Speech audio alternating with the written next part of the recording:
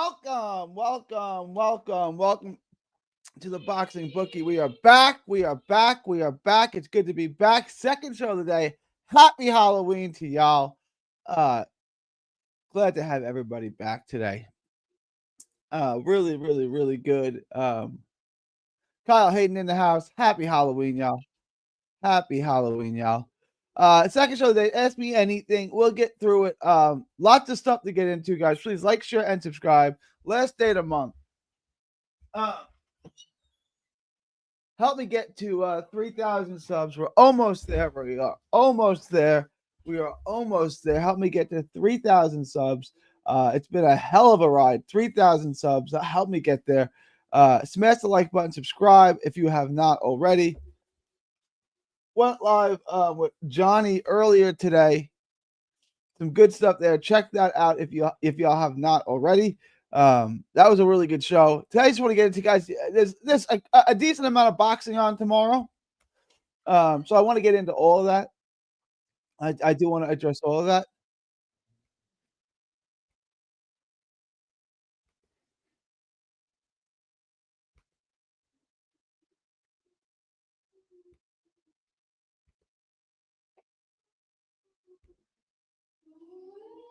Havelock's in the house. I'm in the building. Of course you are. Havelock's in the building. Guys, we're gonna let me pay the bills first, guys. Please like, share, and subscribe. Follow me all forms of social media. 3D Boxing blog. Join the Patreon. Link is in the description. It's in the ticker below. $5 a month gets you the absolute best gambling advice. It is pinned in the chat. Join the Patreon today. $5 a month gets you the absolute best gambling advice. It's pinned in the chat. It's in the ticker below. It's $5 a month to get you the absolute best gambling advice. Get to Ask the Bookie, and it gets a lock of the week. There are 2 locks that are live. We're one leg away from hitting both of them, so make sure to get that. Additionally, it gets you access to the Discord. In the Discord, we do live betting, the updated props, we stream fights. It's a great boxing community to be a part of. You get all that for $5 a month. Just need Ray to go over 8.5 to win my parlay, and that's easy money right there, Havelock. That's easy money right there. So I'm gonna go live tomorrow night. I'm gonna go. That's my son. He's having a rough day. We told him no more candy. And you know how that goes.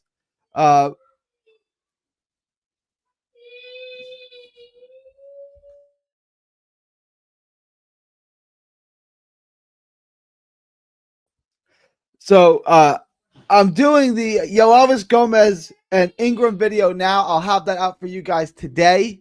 After that, I'll go live tomorrow. I'll go live once tomorrow. We'll figure out something for Sunday, but we'll be live one Saturday, one Sunday. Saturday after all the fights, we'll go live. We'll count our money. We'll go live Sunday. We'll recap. We'll pre-cap next week, and then we have a whole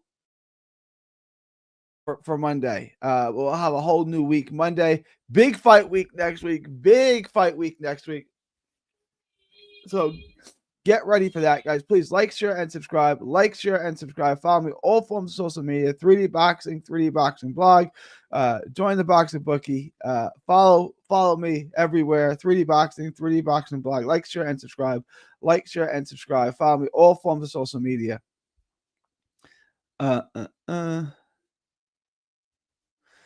North Carolina's got to win this year, don't they? Yeah, North Carolina's 2-5. First ACC win of the year, maybe. Oh, they're trashing Syracuse 20-10. I was just trick or treating with the kids. I haven't seen anything today, but shout out to North Carolina, I guess.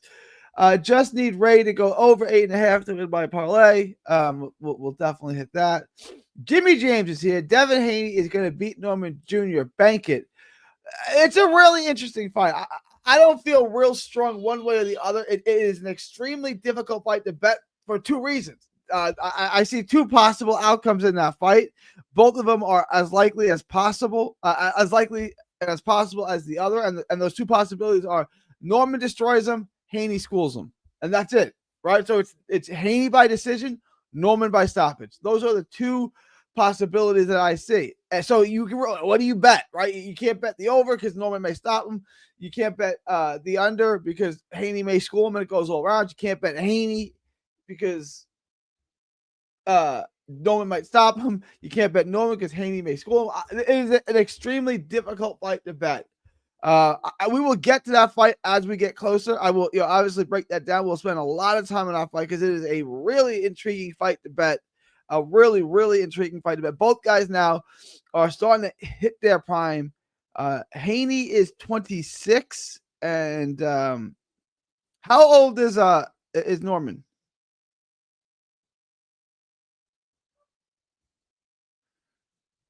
Look it up right now.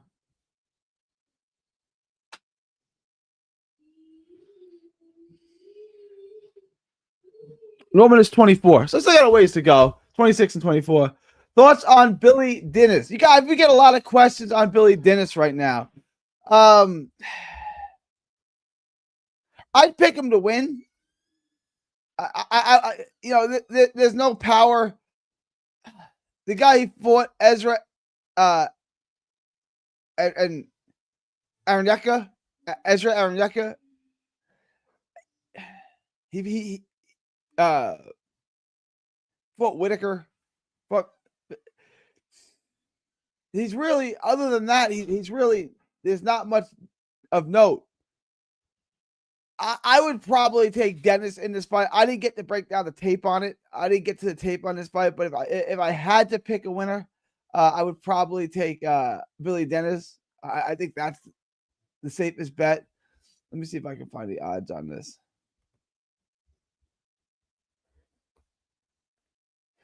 Dennis is minus 500. Boy, I don't love the price on that. I don't love the price on that at all. I'd probably like to go over.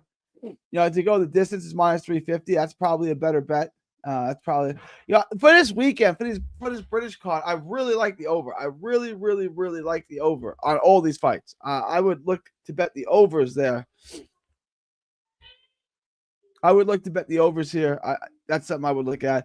Norman Jr. is a top-ranked project. He's overrated. Fight won't look how much people. I mean, it's possible, but people are going to say the same thing that Devin Haney is a hype job. That Devin Haney lost to Lomachenko, right? He got schooled by Ryan Garcia.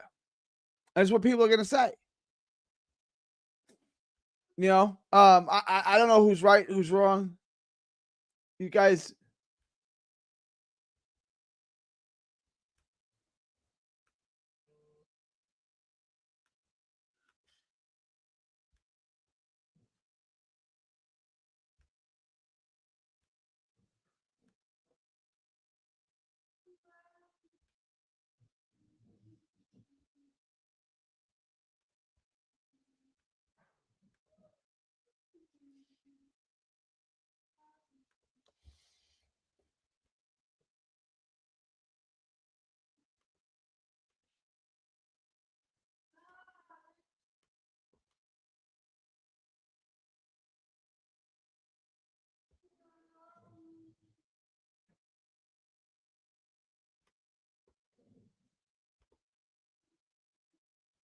Give me 1 second. I'm trying to figure something out. There it is. Guys, join the Patreon. Link is in the description. Put it in the chat. $5 a month gets you the absolute best gambling advice. There it is.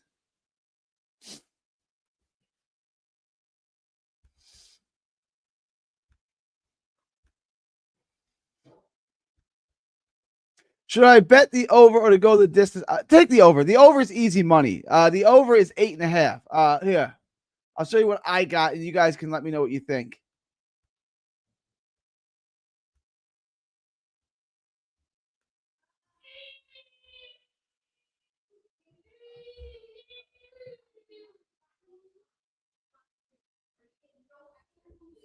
What fight did you ask about?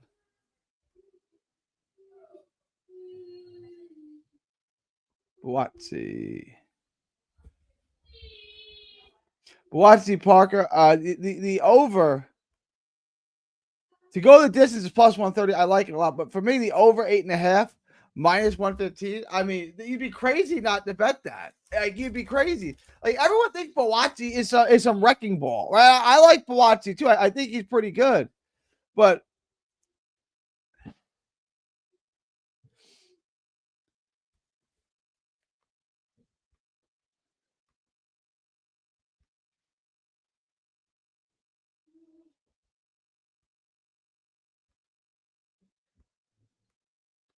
yeah.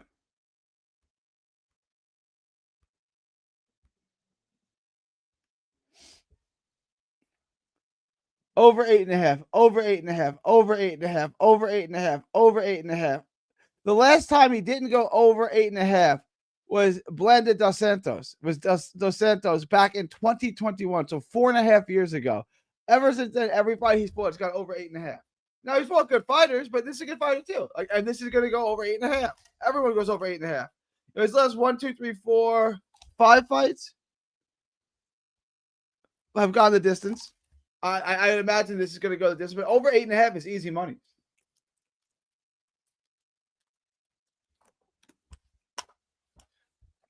I'm going to put this in my Discord right now. Hang on. Guys, please like, share, and subscribe. I'm going to put something in the Discord real quick.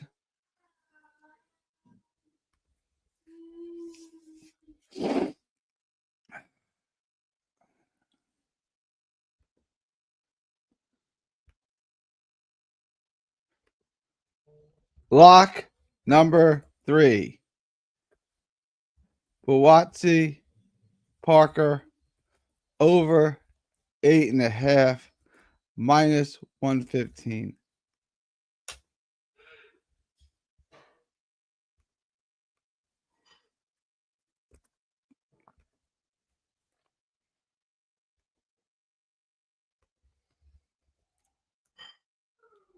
Let me send that to my Patreons as well.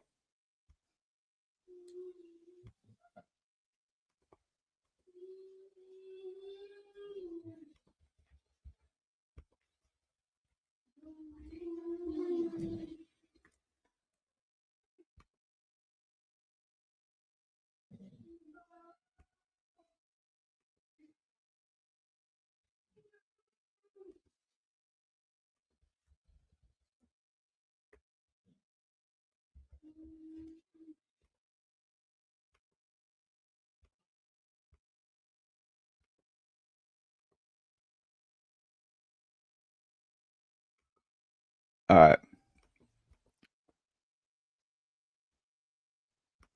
Victor says, "Hey, man." I said, "What up, man?" Jab is in the house. Happy Halloween, Jab. Hope everyone is well. Hope everyone's having a good day. What do you think of Texas? Oh, man. Wow. I thought they were cooked. I thought they were going to lose to Mississippi State, which is embarrassing. Mississippi State hasn't won a home SEC game since 2022 or 20. It's been a long time. That would have been ultra embarrassing, but they figured out how to win. Thank God. The Ray fight low key has a lot of variables. I could see Ray getting stuck behind Lyndon's jab. The Ray fight low key has a lot of variables. I could see Ray get. Yeah, I agree. Could also see Ray stopping him. I can't see Ray stopping him. Like, guys, look at Lyndon Arthur. And I know he's getting older, so every fight he's going to slow down just a bit. I get it. But this is. Look who Lyndon Arthur. Just in his last couple of fights, went the distance with Yard, went the distance with Bivol, right? Like, if he can go the distance, he's been the distance with Yard twice. Beat him once. He's went the distance with Bivol. If these guys can't stop him, why is Bradley Ray going to stop him? Like, to me, the over on this is easy money. Bradley Ray is. I think his power is probably a little underrated. I think he's probably a little better than 10 knockouts in 22 fights. But he's not a hitter. He's not a big time hitter, right? Like, he's knocked out. He got 3 knockouts in his last 4 fights. But other than, well, none of them are really. Once against a guy who's 0-18. You know, he's got 3 knockouts in those fights, right? The combined record of those opponents are 22, 58, and 4. His last 3 opponents, besides Pitters, so the 3 guys that he stopped, were 22, 58, and 4. I feel Shark is being forced to play Arch. Vandy may come to Austin and win. It's tough because if you lose, your season's pretty much over, right? You absolutely need to win this game because you're going to lose at Georgia. So you got to win this game and you got to win.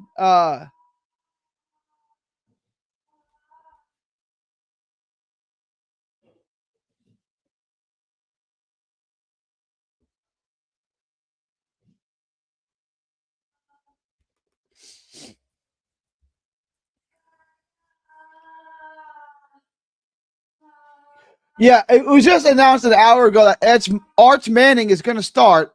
Arch Manning is starting. That we're good to go on that, I guess. But I mean, if you lose, your season's over. I mean, we kicked the can down the road another week. You got to beat Georgia. You'd have to then beat Georgia on the road, and then A&M the last week of the season. I mean, it's possible, but it's highly unlikely. So your best scenario for getting in is to beat Texas. Is for Texas to win this week, lose at Georgia, win against A&M, and that's how you close out your season. Yard is too old, bro, and Bavol can't punch. Okay, he's still. I understand. And what is Bradley Ray? Bradley Ray is Julian Jackson, I guess. I mean, is Bradley Ray a big hitter? Does Bradley Ray usually stop big time fighters? Does he usually stop world class fighters? Tank beat up another female circus fight. Could be off. Did he really? Does anyone have an update? Let me look at this.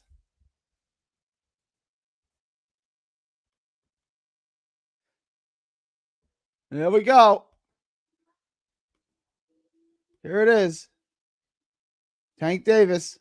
Shout out Lee Van. Tank Davis accused of attacking woman in strip club as Jake Paul fight nears. As boxer Gervonta Tank Davis prepares for his exhibition fight against Jake Paul November 14th in Miami, he faces accusations of attacking a woman in a strip club last week. See, so this is what's always skeptical to me. This is what I'm always skeptical about. A civil lawsuit. So not criminal. You just want his money. You don't want him to face justice. You just want his money. To me, that suggests he probably didn't do nothing. Now, we already know he has history. We know that because we saw the video of him grabbing some woman at a high school basketball game or whatever that was a bunch of years ago. We saw the video on. So we know, we're not speculating. We know he has a history of putting his hands on women. But this is always weird to me. If some guy really went hands on with you and got physical, why don't you want him arrested? Why do you only want his money?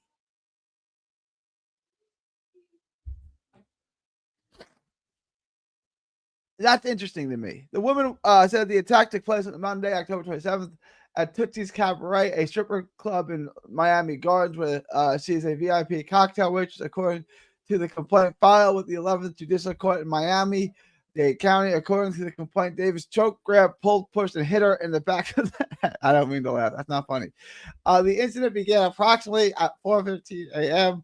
when Davis located the woman inside Tootsie's in an upstairs VIP lounge, where Davis forcibly grabbed and dragged her through a stairway, through the kitchen, and through the back entrance all the way into the parking garage, according to the complaint. At that point, according to the complaint, Davis continuously grabbed, choked, pushed, pulled, and struck her in the back of the head, leaving a terrified. Okay. The woman met Davis. The woman at Davis was and be involved for 5 months before she was attacked. I don't know. On July 11th, Davis was arrested on a battery charge after an incident involving a woman. That's that. That's the news on that. So thank you for that. Did Chilltown finalize his thoughts on the fight? Yes, go check the video. Me and Chilltown broke everything down. We gave you perfectly executed boxing analysis. So check that out. I'd say Ray can punch a little bit. Lyndon Old. Okay, so like here, bet it. I mean,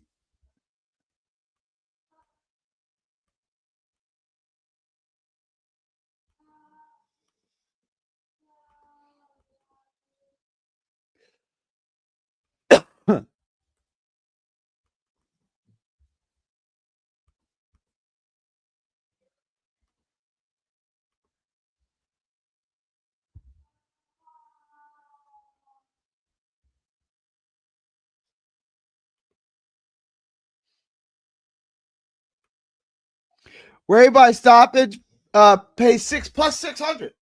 That's easy money then. Then I'm not betting that. I'm taking the exact opposite. I'm taking Arthur by decision, which I think is exceptional. It's plus 240. I'm betting that. And I'm taking the over 10.5. Yes, yes, indeedy. All right. All right, let's come up with one more parlay. Guys. Like, share, and subscribe. Like, share, and subscribe. Tank is accused. We have due process in America. Could be. I agree. Like, why do you not want him? If he went hands on you, if he beat you, like you're saying, why don't you want him arrested? Why do you only want his money? I agree. I'm just saying I can see it happening, bro. I'm not saying I'm in love with it. I know that odds already. I mean, anything could happen. I just like it's yeah. I can't really see that happening. I mean, like, sure, you never know. And now Ray's gonna knock him out in the second round or something. I'm gonna look stupid, right? We already know that's coming. All right, guys, smash the like button, subscribe. No, I get what you're saying, Jeb. I get it. She could have been out of line. You should see how the sisters act in my neighborhood for worse than any the males at times.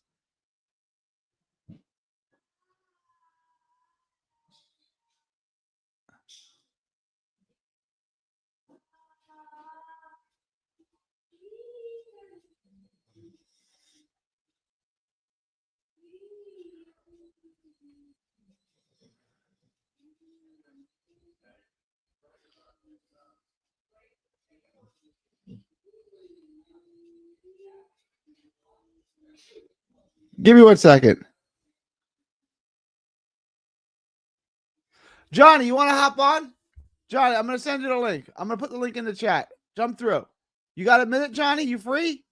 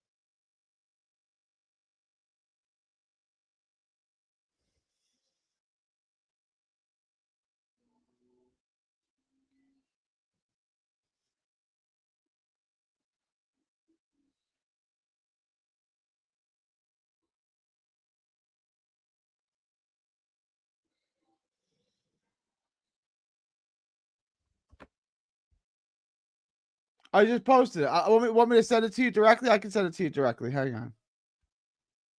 Let me send this to Johnny. Johnny, I put it in the chat for you.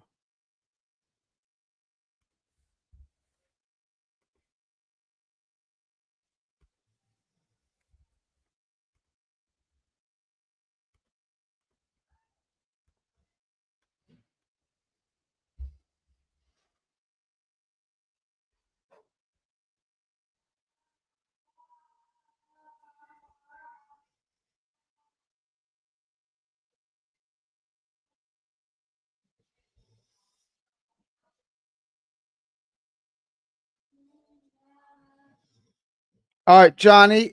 In a second, I just check your text too. So I texted it to you, and I sent it to you. It's in the chat.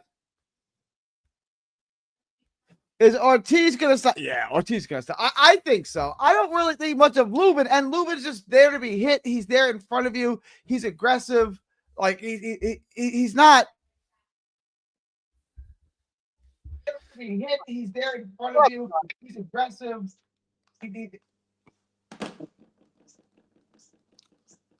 All right, Lee Van, big fan of the New York Jets, wants to know if Virgil Ortiz is going to stop Erickson Lubin. I say absolutely. But what says the man of the hour, the legend, Johnny says? What's up, buddy? Am I on? Yeah, I loud and clear. All right, cool. I just had to edit this real quick. I was just got done cooking a ribeye steak, so I was watching you. Well, all right, what's the question? Let's do it. Lee Van, big fan of the New York Jets, wants Yep. to know: is Ortiz going to stop Lubin Ooh, next week? shit, man. I don't. Shit, God, maybe. I mean, stylistically, you would think so. It's a great matchup for Virgil and his style. And the thing that's I'm hesitant. I'm a big Virgil fan. Other than Bam Rodriguez, he's one of my favorite fighters to watch. Don't mess with Texas.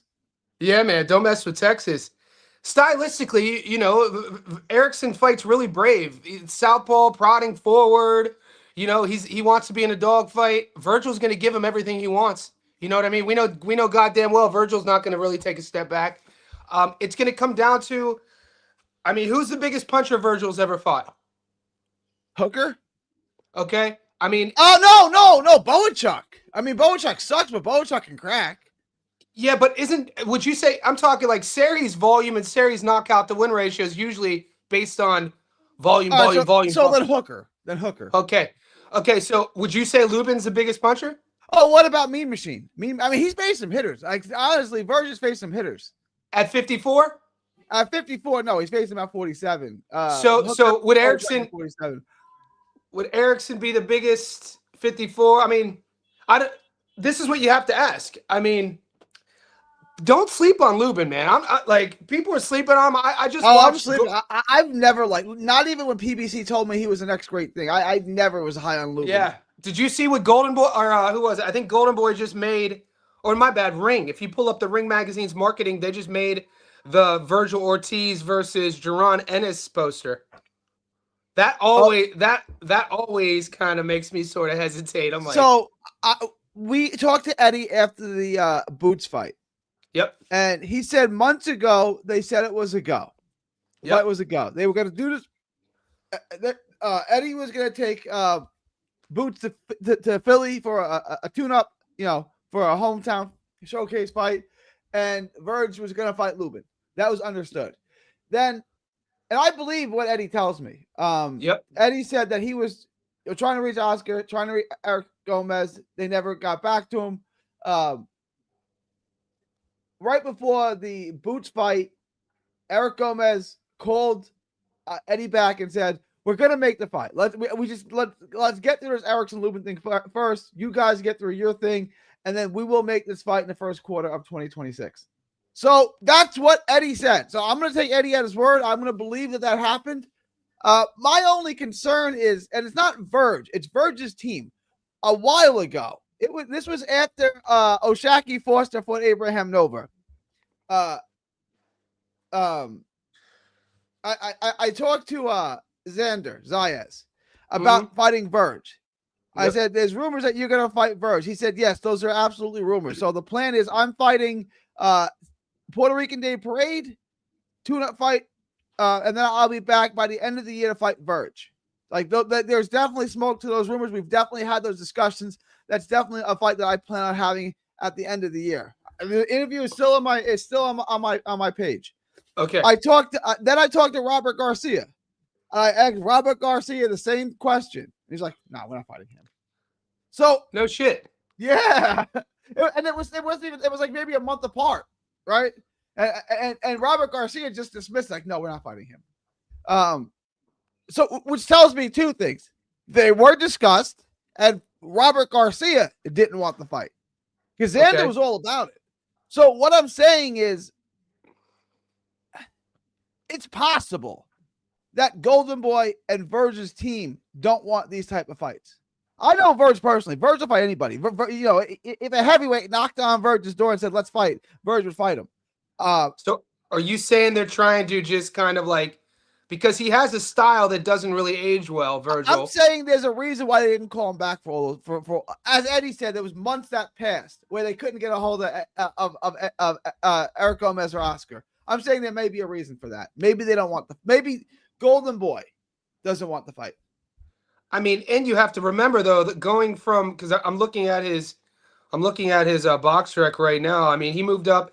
I think wasn't Frederick Lawson his first fight at 54? That was at 54, yeah. Yeah. So, but then he had almost a year and a half off. He was struggling with rhabdo at 47, basically that an outcome of overtraining. A lot of CrossFitters get rhabdo, and you could die from it. Your kidneys could be failing.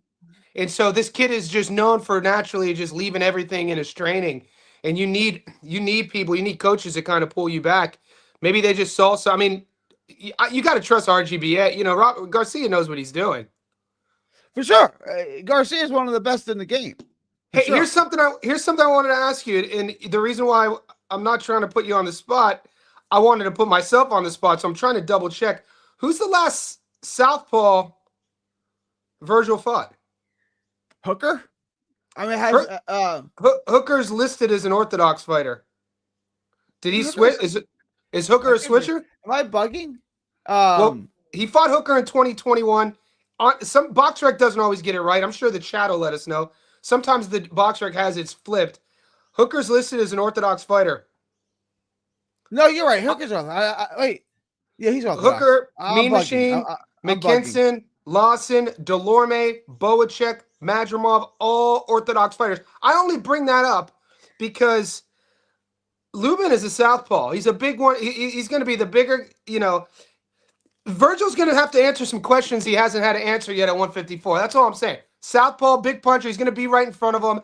Virgil, he's been dropped. I've never really seen Virgil been hurt, though. He's been kind of skinned. Didn't you say that you liked fighting southpaws in the pocket? I didn't. I hated it. But didn't you say you liked fighting southpaws? Personally, yeah. I love fighting southpaws in the pocket. That's weird. Yeah.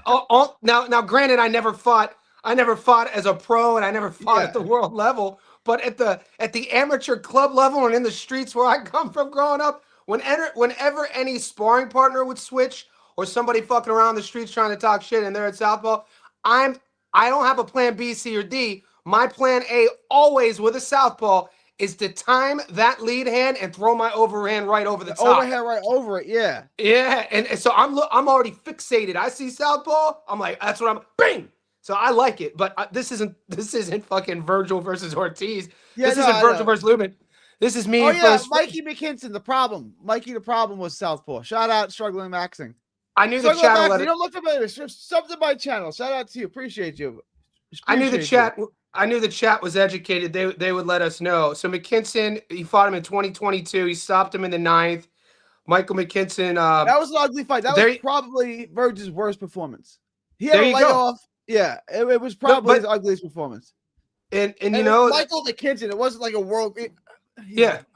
Michael McKinson, I interviewed Mike a lot. I really like him. He was really good to me. But Michael McKinson is what he is. I mean, you know what I'm saying? Like, well, aren't you could look historically and like after fighters retire, then they'll go on record or their camps will talk about, yeah, we knew that he struggles with, you know, we always wanted to avoid him fighting southpaws because his vision on that. You know what I'm saying? I don't know if that's the thing with Virgil. Some guys don't fight southpaw. Some guys like it. Some guys don't like it. When I'm doing tape, I hated it. Yeah, so when I'm doing tape, it's something that I always have to look. What's the matchup? Who's fighting? When I mix that with Lubin's style and how he's going to fight him and what he's going to be looking for, Virgil's going to have to answer those questions. That's all I'm going to say. I just can't see this. So, okay. Virgil Ortiz on the inside, in the mid-range and in, is a perfect. He's a beast. He's an animal. He's a force. So I just want to understand this perspective coming from the chat. He's going to go into Virgil's territory and beat him on the inside? Well, when you're saying he's a force, he's not really.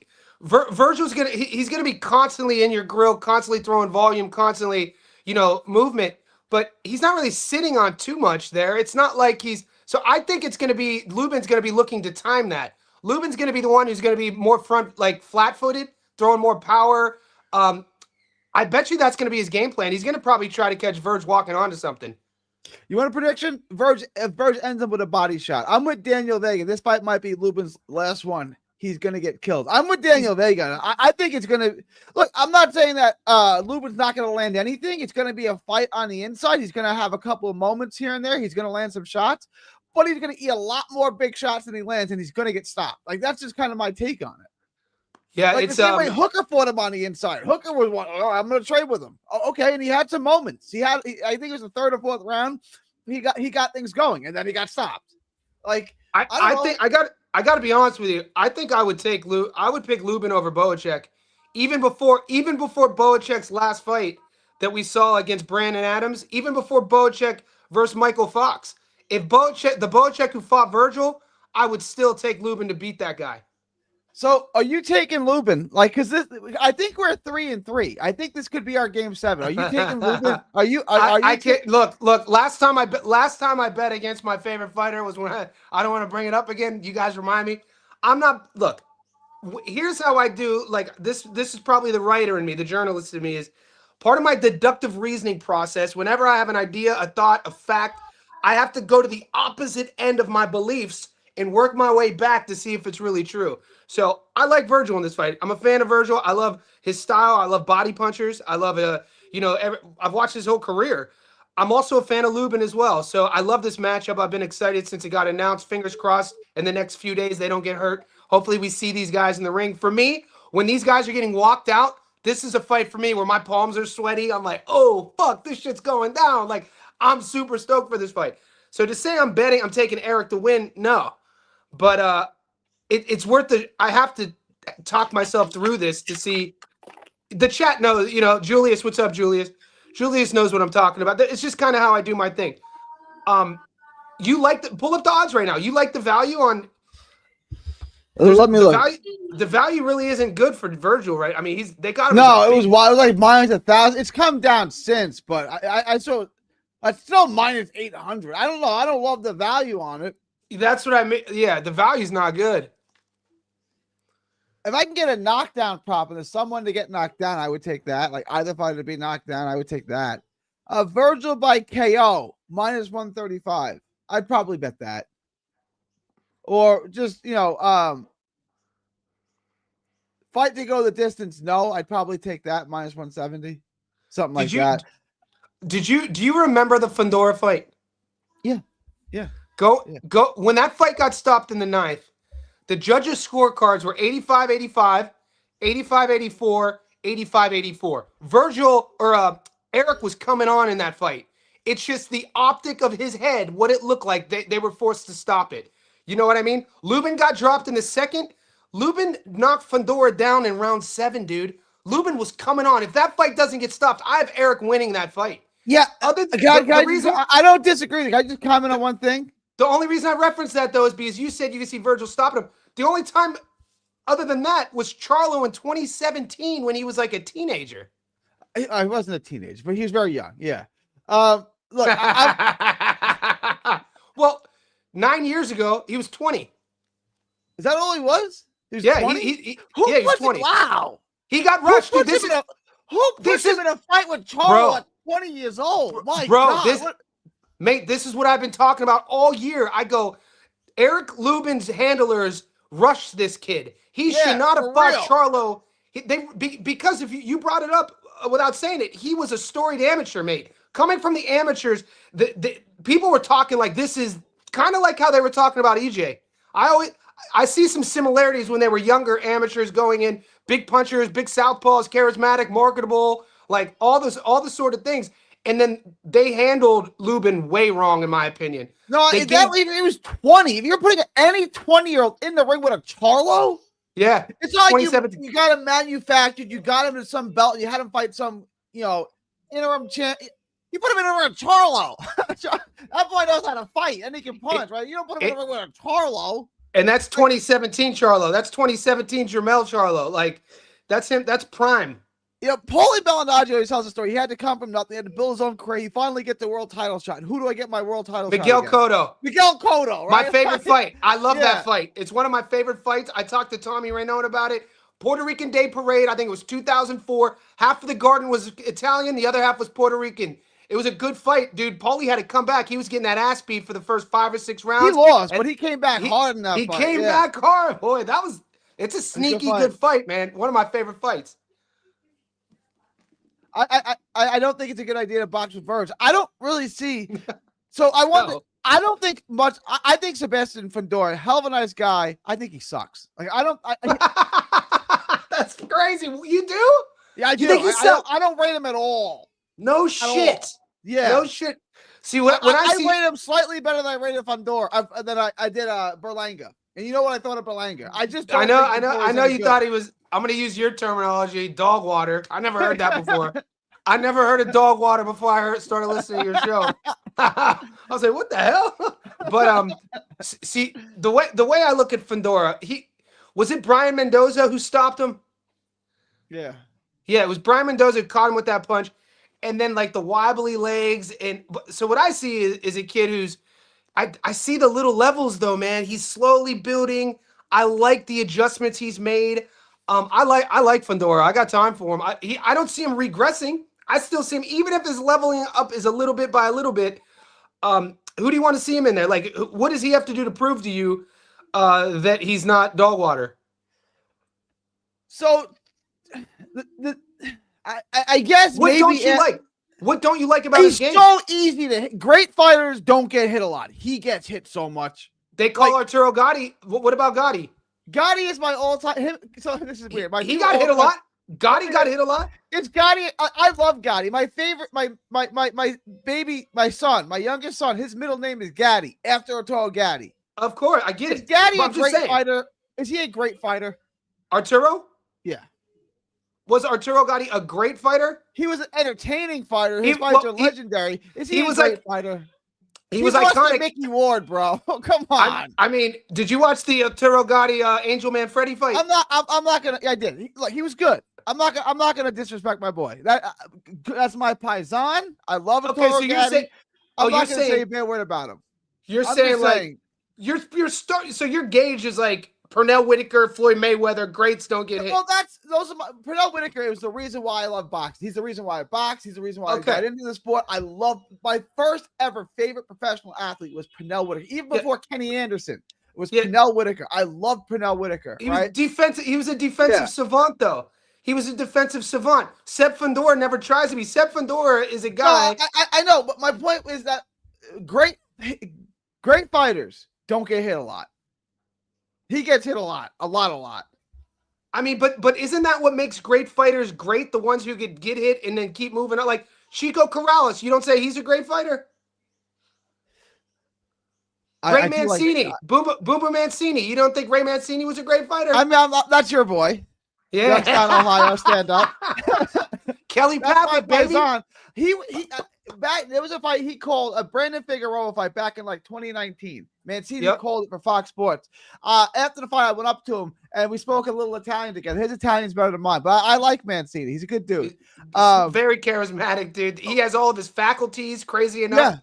Yeah, which is because his style was literally like you turn a blender on and you drop raw meat in the blender.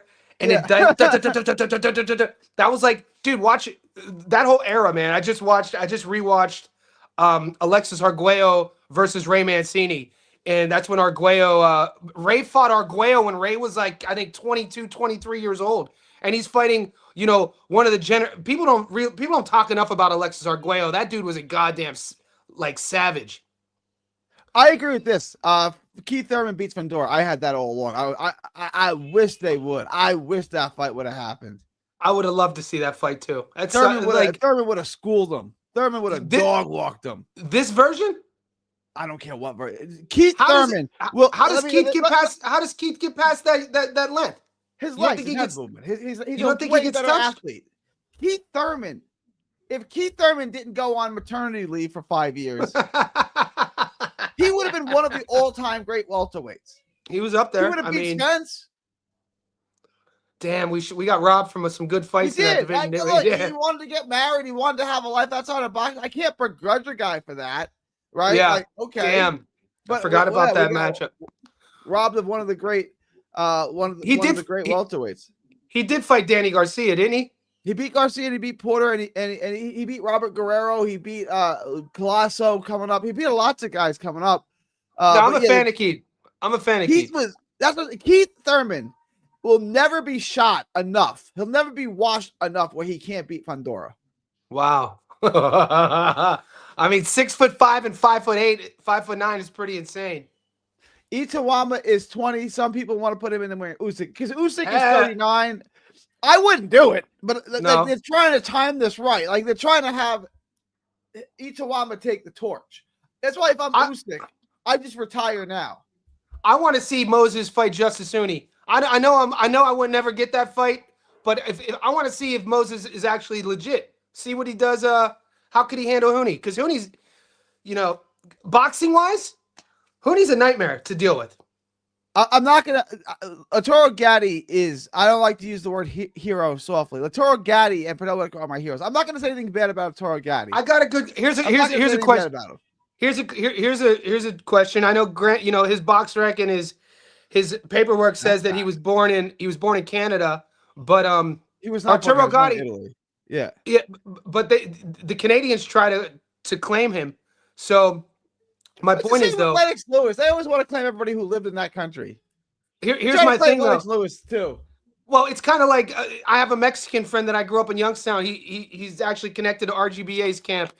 Shout out to James Dominguez. He tried telling me Roberto Duran was Mexican. I was like, "What are you talking about, dude?" Roberto Duran's dad was Mexican. His dad was in the Mexican military. Like his mother. Mexican. Oh, his mother was Mexican. Mother. Yeah. We His are mother our was father's Mexican. sons. That boy is Panamanian. So anyway, my question though about back to Gotti. Other than Muhammad Ali, North American boxing icons, who is the biggest iconic boxer after Ali? North American, like fan base sort of. Would you say Tyson? Probably. I don't have the answer. It's just something to think about. Floyd had more haters than he did fans, but that's what made him appealing. Was that you either loved him or hated him. Everyone kind of liked Tyson. Like everyone was enamored by Tyson. All right, how about white fighters? North American white fighters after the Ali era. Post Ali era, so 80s and on. Has to be Gotti, right? Fighters, Gotti and Mancini, yeah. For sure. Your boy's on that list for sure. Everybody loved Kelly Pavlik, and two of those three are from Youngstown. Mm-hmm. Youngstown, stand up. Holla at your boy, dude. When you come from a town with nothing in it, all you got are these hands. There ain't nothing else, boy. But so Virgil versus. All right, who are the champions right now? Lee Van. Roy's the best, but he was never the most famous. He never had the biggest fan base, but he's certainly the best. I've always said this: of every fighter I've ever seen who's ever lived. What fighter beats prime Roy Jones? None of them. What division? None of them. Like 160? 68, 75. Yeah. Either one. 60 to 75. Yeah.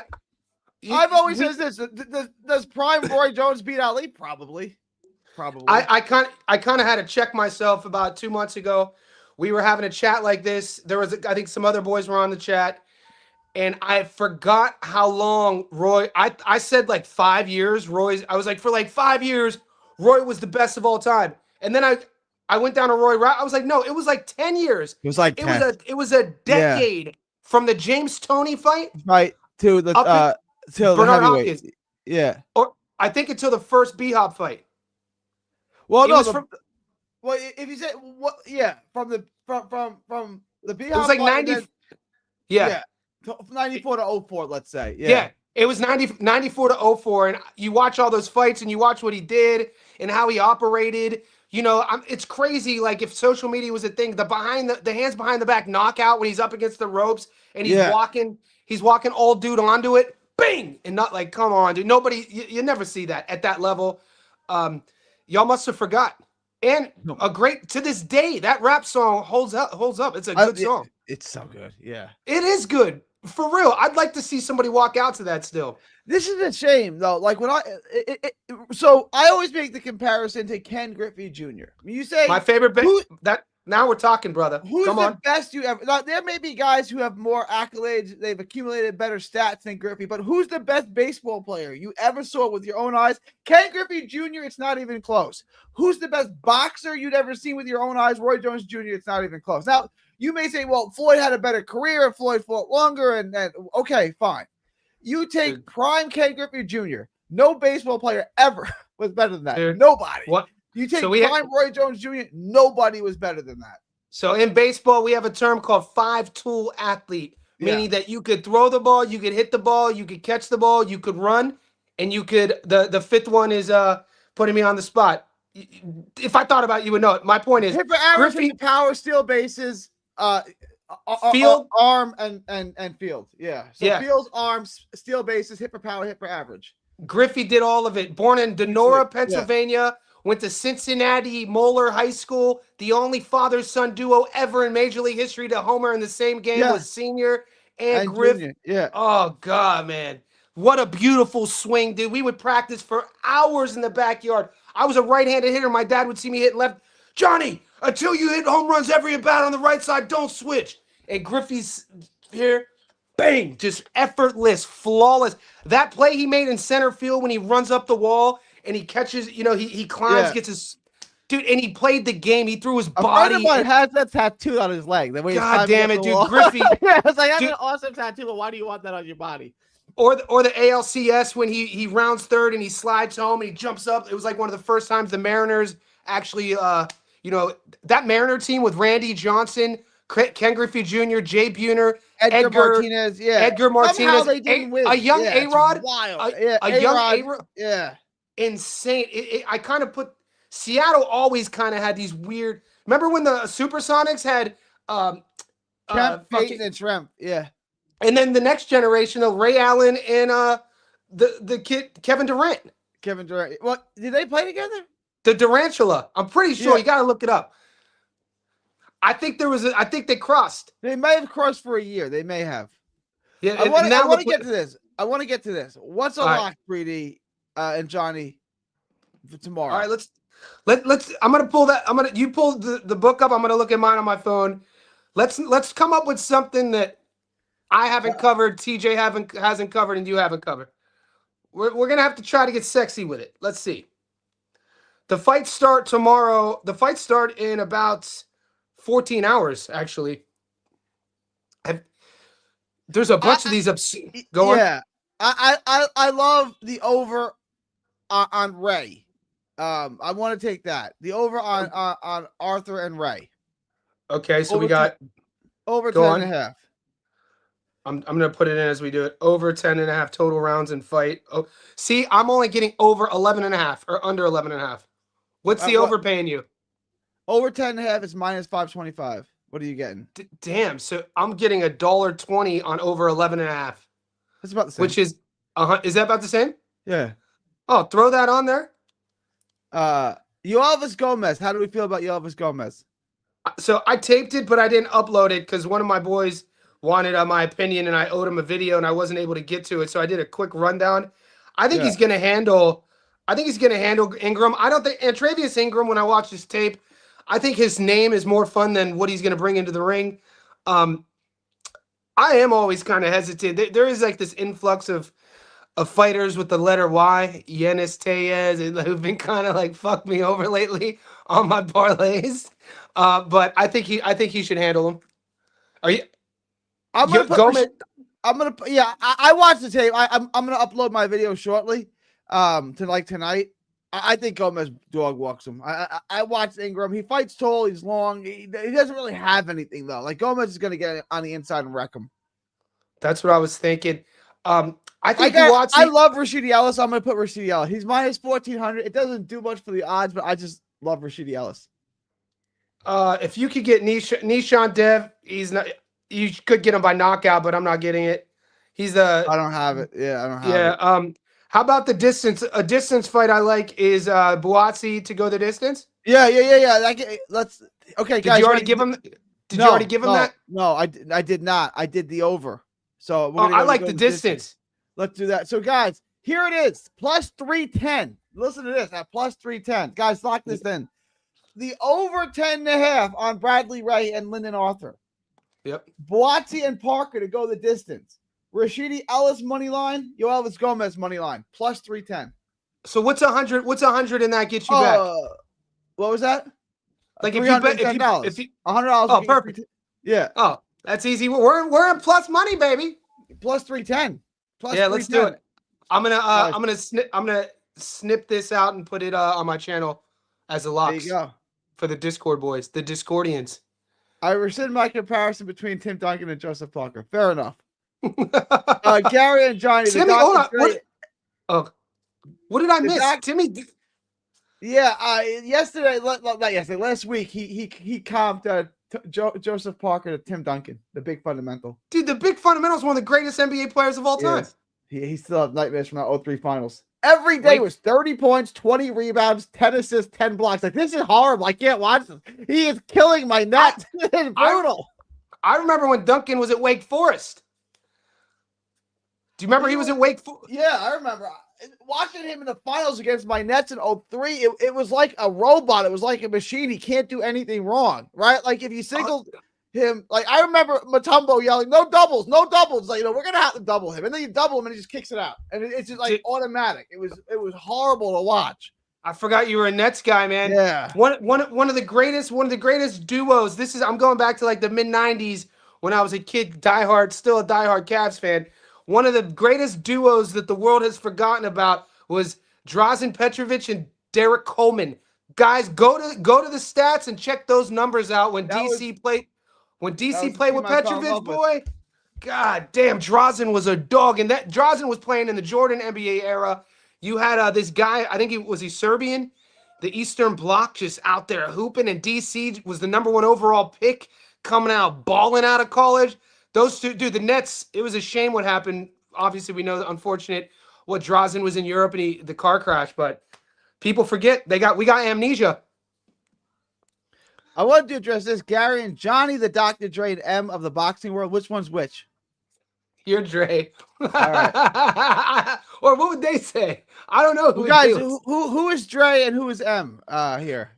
Because sometimes I can break character. Parker could get stopped. I hate to say, he just looks vulnerable in his last fight. I like Buatsi to win that fight. By the way, guys, I have Buatsi on a money line. I got Parker by decision, paying the bag. Guess I'm smashing Gomez on the sports book tomorrow. I would. I watched Ingram. I don't really see much in him. There's good money there then. Tiger Johnson fighting Pro Box for -168 against Nicholas Flaz. Great fight. Great. I love this fight. Yeah. See, this is another one of those fights when I said that Gary, Dre, Johnny M. I'll tell you, I figured Gary got the cornrows, baby.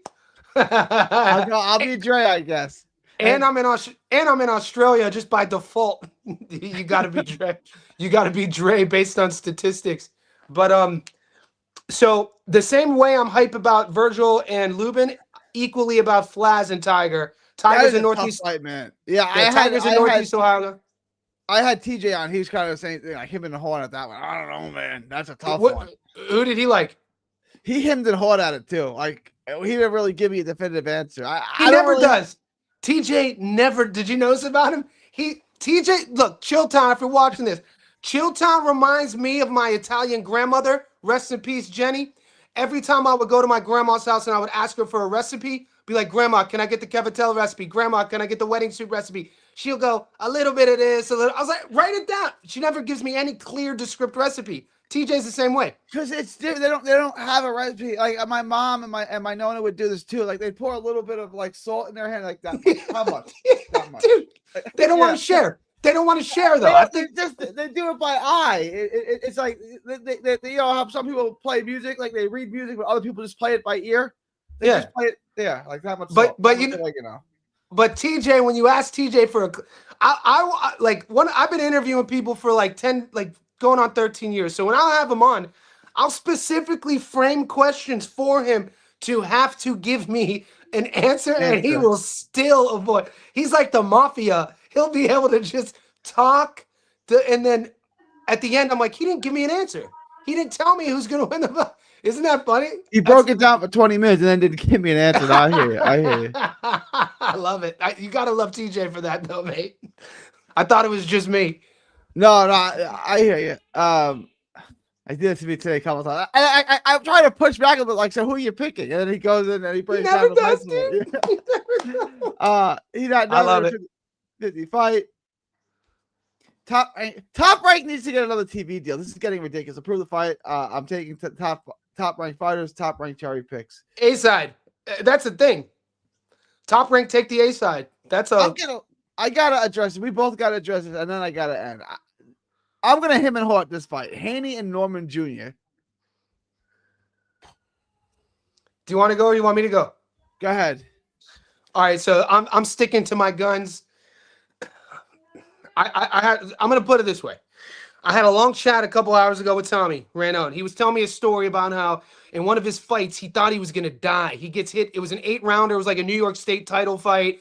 He like the seventh round comes and he's kind of getting worked, and he gets caught with his chin up and he gets hit right here in the throat. And he said that he thought his windpipe got caved in and he was going to die. And he said blood's coming everywhere. He finishes the fight. He didn't quit. And he was telling me this story referring to the kid that Buatsi's fighting. I think Parker quit against. Did Parker quit against somebody in the 4th round recently? John Ryder. It was a couple years ago. Because he had a broken hand. Yeah. Okay. So Tommy was like, because of that, there's no way I would ever bet a dime on Parker moving forward because he quit. He was like, you got to fight through a broken hand. The way I watched Dev keep getting knocked down and getting back up, I liked. The way I watched Dev in moments against Ramirez with his hand speed, I liked. But his unwillingness to punch with Ramirez, who at 31, 32 was really fighting like a 52-year-old considering all the miles he had. I do not see. I look at Dev at 26 more like a 30-year-old, and I look at Brian. I think Brian Norman Jr. is going to steamroll him. It's possible. I'm taking Norman by stoppage. I'm all in on that. I don't see Norman. I don't see Haney. I think he stops Haney. So I have 2 possibilities on this fight. Norman steamrolls him, or Haney schools him. Like I can see like it's either 120 to 108 Haney or Norman stops him in 4. Like, I don't see any other way this fight goes down. But I'm happy. I'm happy to go all. I'll take. I'm going all in on Norman. I'll take the other side of the coin on this right now. I may change my mind as we get closer. You're taking Norman by stoppage. I'll take Haney on points. Yeah, that's the move. That's the move. You know, I heard. What's his old mate? I actually broke it down. Old mate on YSN, Greg Hackett. Hackett said that Haney was going to stop Norman. Oh, that's not going to happen. That's going to happen. And he gave a pat that he was like, and we know that Hackett fought Norman's dad like 4 months ago. Yeah. So we know there's history there. But Hackett also said that Ennis was going to get dropped against Lima, and Ennis is his boy, which is crazy. Yeah. Did you know that Hackett said that? Yeah. So he said that Haney is going to the first 4 or 5 rounds. He's going to bait him into, trying to play catch and counter with him. He said he's going to catch Norman time after time with the counters. He's going to frustrate Norman. 7th, 8th round, the deep waters. He's going to get Norman walking onto something, and Haney's going to stop him. I don't see it. I can't see that at all. But neither can I. I think Dev could win. I just I know whatever happens, whatever I pick, the opposite's going to happen. If I, what I don't like, Norman's going to. I don't like If I pick Norman, Haney's going to school him. I don't like Devin's right hand. I've never liked Devin's right hand, and I'm not saying because he can't knock guys out. Technically, I don't like how he keeps his right hand. His elbow, he kind of like pushes his punches. He never kind of sits on anything. So therefore, sometimes you're fighting a one-handed fighter. It's almost, to me, when I watch Haney, you prep him to force him to go a certain way. You're then going to have to just get past the jab. And then once you're able to get past the jab, you have to cut the ring off. Do you have good enough feet to do that? Norman has really good feet. People don't talk about that. Norman has good hand speed and he has good power. And he's a dog. I can see Norman steamrolling Dev. I gotta go watch some tape. I gotta see how he looks against boxer movers. I gotta take a look. I gotta go back and watch. But watch also when you're watching Devin, just watch it. Notice his right hand. Watch how he throws his right hand. Watch I've never liked it. There's something about it. Even when he goes high guard, even when he's getting hit, there's something about it. He never looks comfortable getting hit. I don't think he wears punches well. I don't like him on the rope. I think he lost to Loma. I think there's a lot of close fights. I thought he there. lost Loma too, but it was very close. I didn't think it was a robbery. I did think he won. I was texting with two of my friends. One had it a draw. I had it for Loma. He had it. The third had it for Haney. It was that kind of fight. So my father always used to say, when like flip flop, like fights that could go either way. I remember the Tito Trinidad versus Oscar De La Hoya fight. He was like, yeah, but that's a robbery. That could have gone either way. There's no way Trinidad. And I love Trinidad. I used to just practice my left hook all day as if I were Tito Trinidad. The best left hook. But the point though would be is you have two ways to judge a fight. If you want to do it round by round, you could do round by round, which is obviously how these fights are scored. And then you could also judge it on the optic. How did the fight look? Like if this was in the schoolyard and you're fighting and then the teacher breaks it up, who was winning before the teacher got there? Yeah. You know what I'm saying? So when I'm thinking about the optic of a Devin Haney versus Lomachenko fight, Loma won that fight. Optically, I saw Lomachenko winning that fight. I'd have to rescore it. And there was a couple other really close ones too with Dev along the way. We know obviously with Ryan what happened there. All in all, guys, the way this is the career trajectory as well, what he looked like against Ramirez, this version of Norman, he keeps leveling up. Man, I don't think anyone wants to fight Norman at 47. I mean, who's all right? Yeah, we'll see. Maybe I'm too high on Norman. Let me go back and watch some more time. I have my thoughts on Norman. I kind of like this comment. Norman about to trip over his own feet trying to swing at Devin. I get what Boxing Wiz is saying there. But I also want to announce this. Nunez and Navarrete is official. I think it's from March. Hang on. Love it. March. Yeah, yep. March 7th in Phoenix. So shout out. I got to be. Yeah. Yep. Poor Charlie Suarez. I didn't like Devin's right hand until the Regis fight. It was better in the Regis fight for sure. He looked okay. Loma won a close decision. That's how I saw it. Go ahead. No, you're right. You know, Regis. You remember we just watched Regis. Seems like every time JoJo touched Regis, his neurology was off, right? Yeah. That happened against Devin too, though. Devin, it seemed like Devin would land on Regis, and Regis would kind of do this sort of thing. I just rewatched the highlights of that. I didn't realize Devin was landing, getting off. He fought well against Regis. He did. But I don't know, man. It's hard for me to bet money on this version of Devin Haney. Tentatively, I like Nunez. What do you got? Sounds like Warrior thinks Navarrete beats Nunez. Before I get into the tape, just off the top of my head, I do like Nunez. What are your thoughts? I'm a big Sugar Nunez fan. You know, I loved when he traveled to Japan. We covered him on that fight against 2 fights ago when he won the belt traveling. I feel you doubting Devin, Johnny. I do too, but we have to remember that no one was having these conversations about Devin's flaws until after the Ryan fight. Gotta remember, dude was no. I have it. The flaws, I've always said that about Devin's right hand. Only from a sitting down on only because I was critiquing Devin's knockout to win ratio at the time. I was like, how can we get this kid to get more knockouts? He needs to sit down a little bit more, and he needs to trust punching with other punchers. And then we saw that happened. But to finish my point, Sugar Nunez, Navarrete. Look, Navarrete is just an awkward guy to prep for. We see every fight, headbutts, cuts, clashes, weird knockdowns, weird long counts. Liam Wilson fight, Charlie Suarez. There's always something with Navarrete, dude. I thought Charlie Suarez was robbed. Now he was about to win that fight. They had to stop it exactly when they did. Thank God. Yeah. We was up. Thank God, boy. I went heavy on Navarrete to by stoppage. I took Suarez in that. Okay, there you go. You know who's fighting that no one's talking about is Australia. Paul Fleming, Australian Olympian. He's 29-1. His only loss was to Charlie Suarez in a fight which he was winning, and he faded in the 12th, I think, and Suarez stopped him. But he's fighting Jake Wiley, so that's coming. It's gonna be a good domestic dust up. All right, this has been good. I've been going on for an hour and 10 minutes. I gotta wrap this up, Johnny. I gotta wrap this up. Always a pleasure, brother. I gotta tell everybody about your channel. Johnny Says Boxing. Guys, come over. Johnny Says Boxing. Come over there if you haven't already. And if you're here from mine, obviously go to the El Maestro, Gary from 3D Boxing. And good luck with everybody's bets tomorrow, boys. Let's get it. All right, appreciate y'all. October 31st, Halloween 2025. They get you $2 super chat if you want to shout out your boy, Coach Bermuda says Coach, this is Coach Bermudez, you know that, right? This is is this for real, Coach Bermudez? Like for real, for real? Yeah, Yenis Tellez. Yeah. This is it. Thanks for the super chat, big dog. Haven't seen him on a live. He's been in a lot of fight camps. This is Coach Bermudez. See, you got Coach. I had Fabian Diaz in one of my chats the other day.